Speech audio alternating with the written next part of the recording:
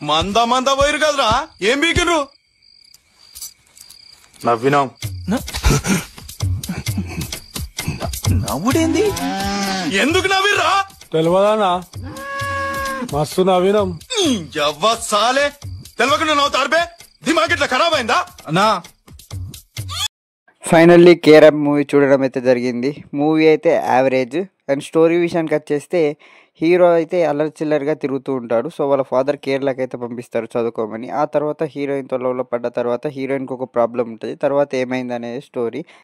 First half అంతా సోది పెట్టి ల్యాగ్ చేస్తూ డ్రాగ్ చేశారు. మెయిన్ పాయింట్ ఇంటర్వెల్ కానీ రివీల్ చేసి సెకండ్ హాఫ్లోనే స్టోరీ మొత్తం చూపించారు.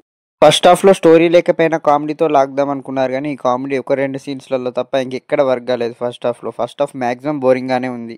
సెకండ్ హాఫ్ నుంచి అయితే మూవీ స్టోరీ స్టార్ట్ అవుద్ది. అండ్ సెకండ్ హాఫ్లో చాలా వరకు కామెడీ వర్క్ అయింది. అండ్ ఫస్ట్ హాఫ్లో ఏదైతే మిస్ అయిందో కామెడీ, సెకండ్ హాఫ్లో చాలా బాగా వర్క్ అయింది కామెడీ.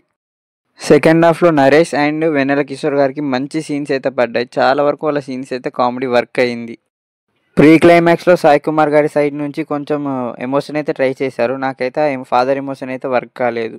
పర్ఫార్మెన్స్ అందరు బాగానే చేశారు, కానీ ఎస్పెషల్లీ కిరణ్ అబ్బవరం స్టార్టింగ్ నుంచి లాస్ట్ వరకు చాలా యాక్టివ్గా ఉన్నారు. చాలా యాక్టివ్గా కనిపించారు మూవీ మొత్తం. బట్ ఎక్స్ప్రెషన్సే కొన్ని సీన్స్లలో ఇంకొస్త బాగా చేస్తే బాగుండు. హీరోయిన్ పేరైతే నాకు తెలియదు, బట్ పర్ఫార్మెన్స్ అయితే బాగానే చేసింది ఉన్నంత వరకు. సాయి కుమార్ గారి రోల్ కాస్త లిమిటెడ్గానే ఉన్న పర్ఫార్మెన్స్ అయితే బాగానే చేశారు మూవీలో. Music director Chaitan Bharadwaj music అయితే బాగానే ఉంది, బ్యాక్గ్రౌండ్ మ్యూజిక్, కానీ సాంగ్సే బాగాలేవు. Director James Nani story point బాగానే తీసుకున్నాడు, బట్ దాని నుంచి కామెడీ జనరేట్ చేయడంలో సెకండ్ హాఫ్లో సక్సీడ్ అయ్యాడు. బట్ ఫస్ట్ హాఫ్లో అయితే ఫెయిల్ అయ్యాడు. ఫస్ట్ హాఫ్లో కూడా కాస్త కామెడీ పెట్టుంటే బాగుండు. అలా అని మూవీలో కామెడీ లేదనుకోకండి, కామెడీ ఉంది ఫస్ట్ హాఫ్లో, బట్ ఆ కామెడీ అయితే వర్క్ కాలేదు. మూవీకి నేను ఇచ్చే రేటింగ్ 2 out of 5. నా వీడియో కనుక మీకు నచ్చినట్టయితే నా ఛానల్ని ప్లీజ్ లైక్ చేయండి, షేర్ చేయండి అండ్ సబ్స్క్రైబ్ చేయండి.